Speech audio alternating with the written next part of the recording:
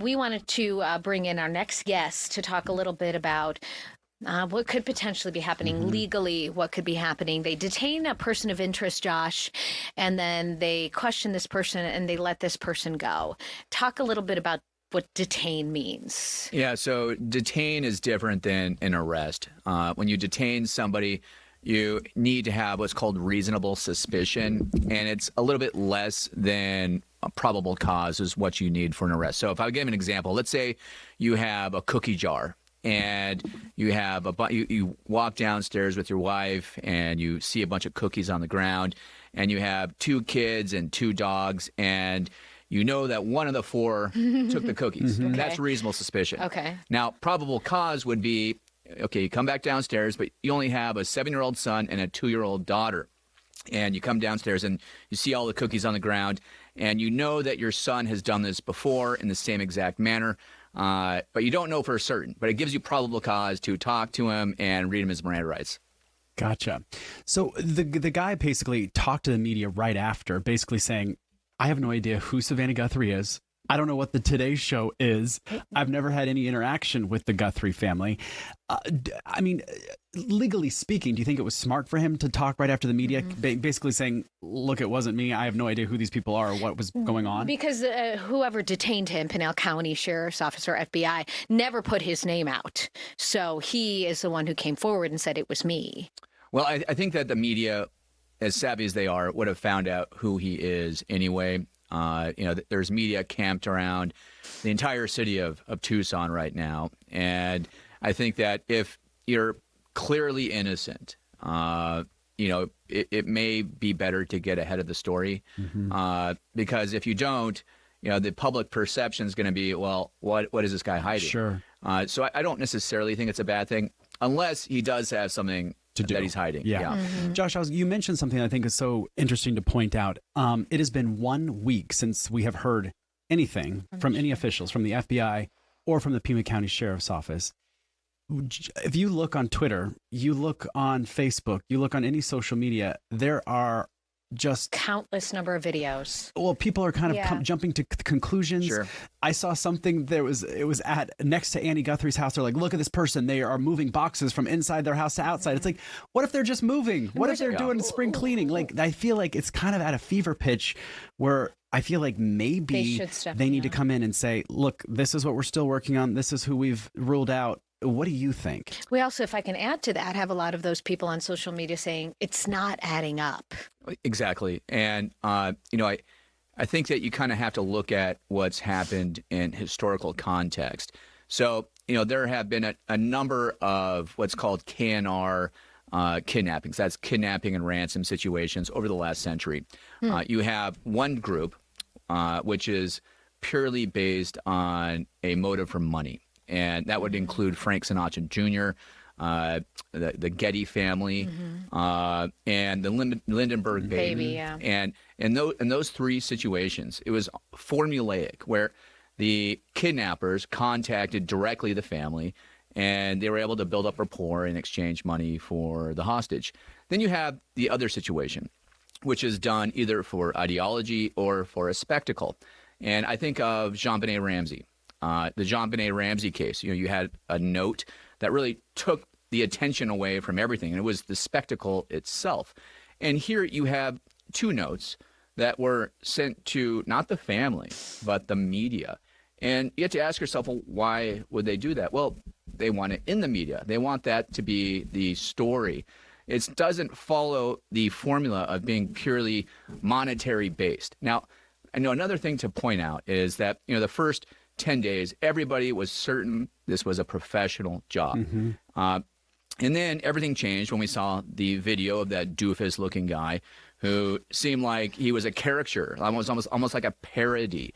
And the issue I have with it is this. If we really do believe that it was a professional job, and there's a lot of reasons to think that. They didn't leave any evidence. They haven't been caught. It looks professional. Well, wouldn't it be in the professional's back pocket to try to deceive us by having some doofus-looking bad guy out there, make it look like he's not military, He's not this, he's not that. So it kind of narrows the investigation. If you're certain that it's not professional, you're going to stop looking at professional people. Also, why are we calling this a kidnapping? We don't know that she wasn't murdered in her house. When you call it kidnapping, you narrow the focus of your investigation. You're attributing motive when we don't know the motive. We have no idea whether she was actually kidnapped, whether the notes were real, or unfortunately, if she was murdered in her house. Let's talk about this surveillance video, because this obviously made a big splash and brought a lot of new attention to the case. So many people are making so many speculations about this surveillance video. What does it mean for the investigation and a potential suspect or suspects? Because now they think they're looking for that person. Yeah. So you can look at it in two ways. One, that this person is not acting with the intent to deceive.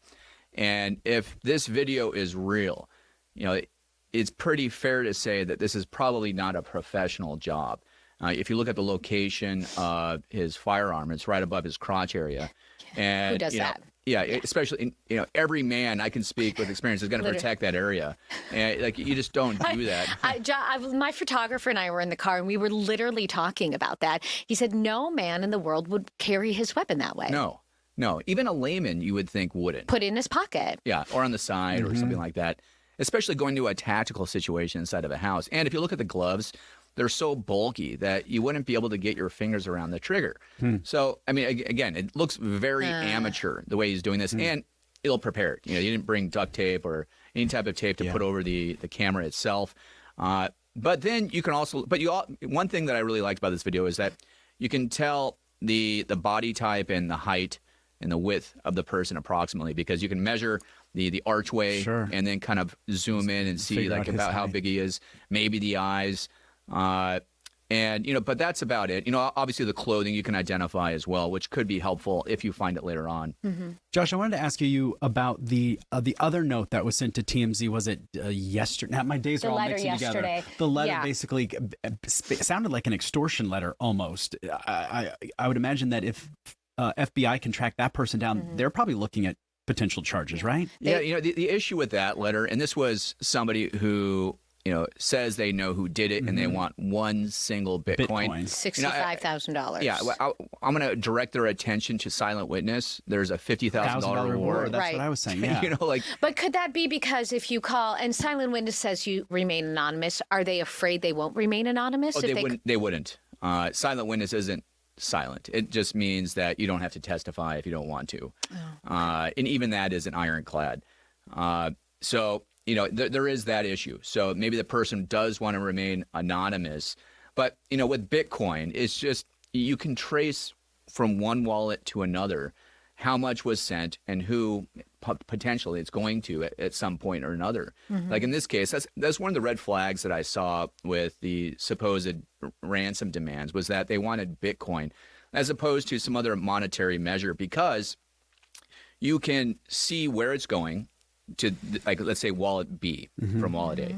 And if wallet B ever spends that Bitcoin anywhere else, you can see which wallet goes to. So you can trace the money, and eventually the money will go to a wallet that is publicly known, and you can then identify who wallet B is. And the FBI does this all the time. So it doesn't seem like the currency that you'd want to use. There are other cryptocurrencies that are much better than Bitcoin if you want to remain anonymous. We've got about 3 minutes left. I kind of wanted to sum this all up. I mean, I just watched a documentary about the Elizabeth Smart abduction, and it seemed like law enforcement were so quick. They wanted to try and get someone and basically tie it up in a bow. You mentioned the John Benet Ramsey, kind of the same thing. It was kind of like a rush job to have a bow on it, to be like, it's over and done with. Do you feel that the Pima County Sheriff's Office and maybe even the FBI are feeling pressure from the media and the community? Oh, without a doubt. And I think of this case as, I think, more similar to the Bryant Kohberger case in Idaho, where, we were all kind of thinking, the Idaho Police Department is, not doing this and not doing that. They're screwing up the investigation. Yeah, and we were, micromanaging or at least, playing morning quarterback every single day. Why is the Pima County Sheriff going to the U of A basketball game? But in reality, the Idaho Police Department was, doing a very good job. and they were working hand in hand with the FBI and eventually caught Brian Kohberger. And I really hope that's what's going on behind the scenes here. Yeah. Now, we have, some of the best people in the FBI work in this case. We have the CERT unit, CERT. These guys have like masters and doctorate degrees in electrical engineering, and they know how to look at the digital data like nobody else in the world. And if there's any digital trace that these kidnappers or killers left, the FBI is going to find it. Do you think that actually is interesting? So, with the Google stuff. So, Nancy Guthrie had a Google Nest camera, but she didn't subscribe to keeping it. But apparently, Google still keeps all the data anyway. Which is also Note to the user or the audience. Yeah. And so the CERT team from the FBI went in with a subpoena and got all of the data from Google and were able to pinpoint the exact footage that is necessary to catch the guys. It's really amazing what they were able to do with the data. Great. We'll have you on again, I'm sure, to be talking about this and hopefully more developments and even a solution to all of this. Yeah, we appreciate your time. It's always nice to just bounce it really questions is. It's off of someone that knows. Thank you knows. so We much, appreciate Josh. it. Sure, thanks, Appreciate it. guys.